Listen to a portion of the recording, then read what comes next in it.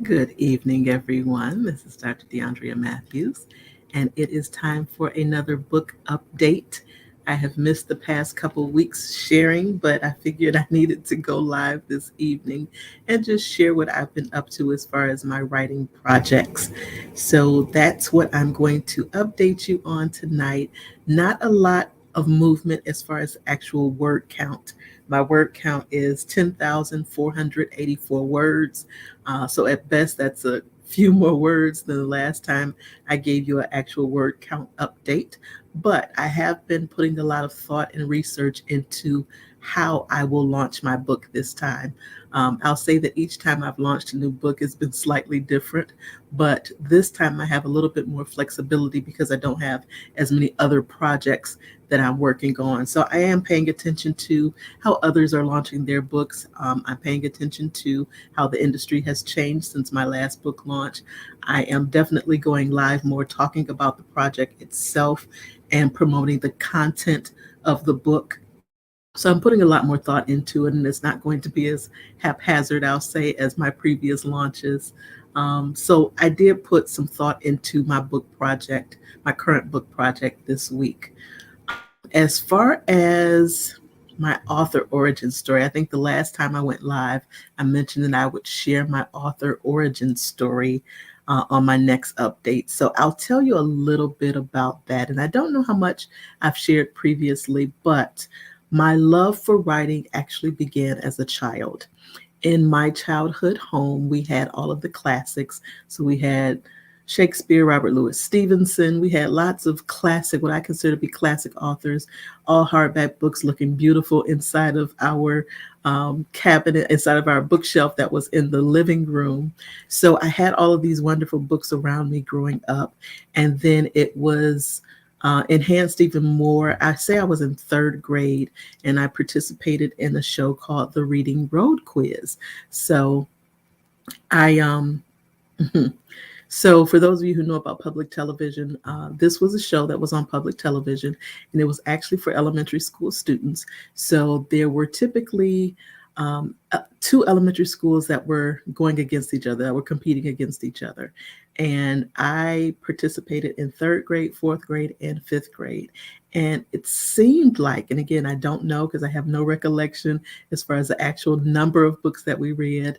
I've done my research and tried to find more information. I've only found a little bit of information on the show itself, but it seemed like we read about 100 books each time we had to participate on that show. And that really supercharged my love for reading. I fell in love with books. I fell in love with the printed word. I knew then that I wanted to be an author. So fast forward to 2012. 2012 brought a lot of changes in my life overall. And I decided that it was the best time to go ahead and do something for me, do some of the things that I had been putting off that I wanted to do. And for those of you who know, writers write. And I had been writing all along. There was a fiction story that I had been working on. And I kind of, I rewrote it. I had the characters and others in the story already, but it was going in a different direction. And I really just took that story and did an overhaul. And that became my first fiction book, which was Their Darkest Hour. I started in fiction because fiction was my comfort zone. So I wanted to kind of get my feet wet, if you would, learning about the industry. And like I said, fiction was my comfort zone. So my first two books were actually fiction books. But I truly love writing nonfiction. It just took me a minute to get there, to get comfortable with actually doing nonfiction books. So here I am, 11 books later, and about to release nonfiction book. And this is book number 12 for me. So for those of you who are following along, I'm talking about the Night Season, Unlocking the Mystery of Your Dreams. That's going to be book number 12 for me. And then hopefully, by 2023, I'm giving myself some wiggle room. 2023, I'll be releasing The Surrendered Soul. So those are my next two projects, and I'm working on The Night Season actively. That is due out. Hey there, Dr. Clark.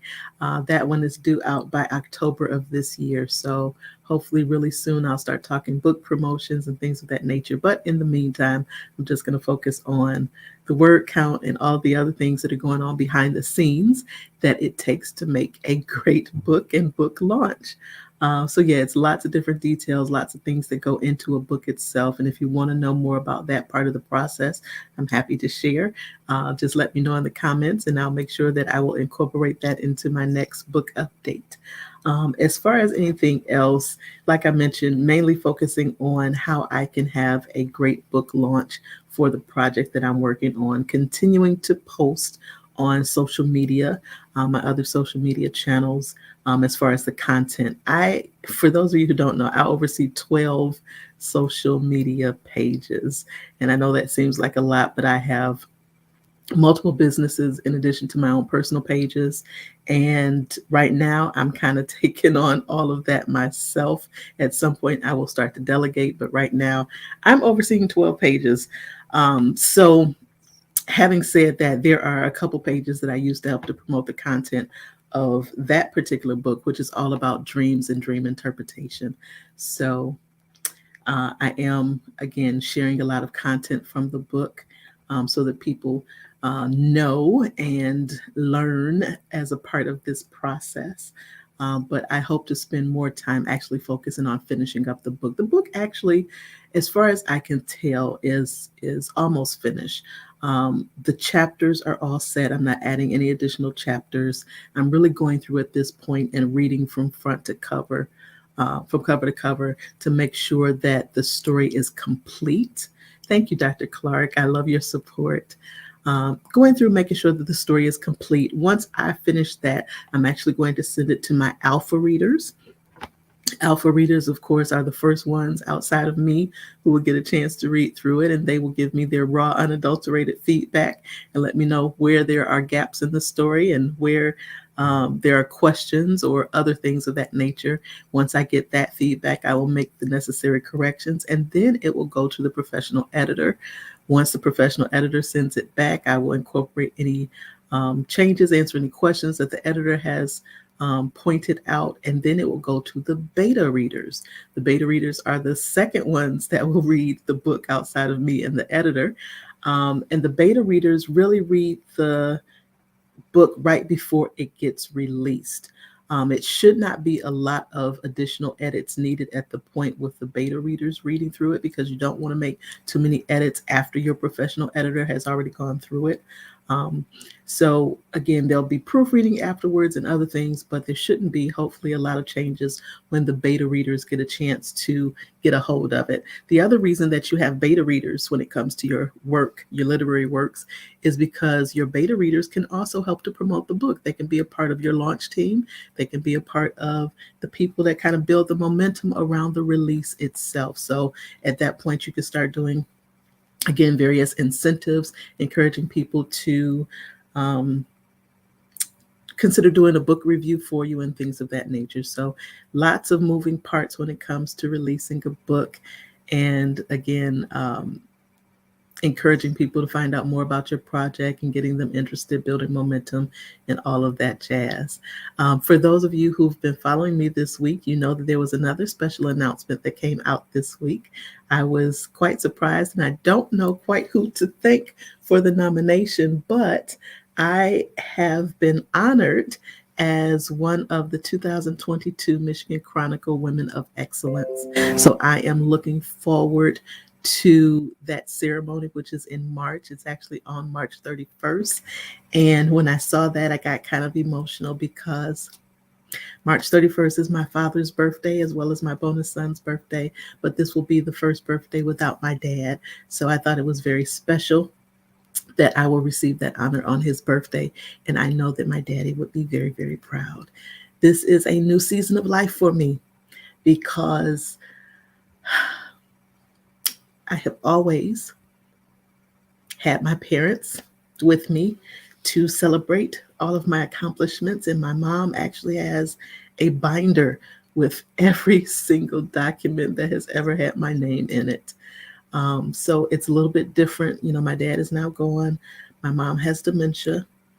So it's a little bit different that, you know, I can't take these documents and share with mom and things of that nature. So this is a new season of life for me, and I'm getting accustomed to it. So that's kind of where I am. So I'm excited about the honor, and I am working through my emotions at the same time. So thank you for following me on my journey. And I look forward to sharing more with you regarding my upcoming book very soon. And for those of you who came in a little bit later, I am at 10,484 words. And even though that's relatively low as far as word count, this book is not going to be a very thick novel or anything like that. I'm going to say, hi there, Shar. Thanks for joining. I'm going to say what needs to be said and shut up. How about that? So for those who publish independently, you don't have to worry about word count. I share word count every week just because it helps to keep me accountable and making sure that I'm still moving forward in the work that I'm doing. So that's why I share my word count, and hopefully someone will be blessed by my quick and brief author origin story. So that's a little bit about how I got started. And I am the author I am today because of the Motown Writers Network. I started attending those meetings. It was close to my home at the time. It was right on the campus of Wayne State. We were at that Barnes and Noble on Wayne State's campus. And that's how I started connecting with people, networking, and making sure that I was learning everything that I needed to know in order to produce my first book. Looking back at it now, I'm a little bit embarrassed by my first book just because I've learned so much more since then. And I have so many errors that I recognize in that book. And I've actually had the book edited for a second edition. I don't know if I will release the second edition, but I do have that ready to go. You know, it's one of those things that's saved on my computer. I don't know if I'm going to release it or not. We'll see in the years to come. I'll say years to come because I'm definitely not focusing on that this year. So that's about it for my update this week. And again, thank you for those of you who join me for my weekly updates. And thank you for everyone who's supporting me along this journey. Thank you for rolling with me. And that's all for today. Take care and enjoy your weekend, everyone. Bye-bye.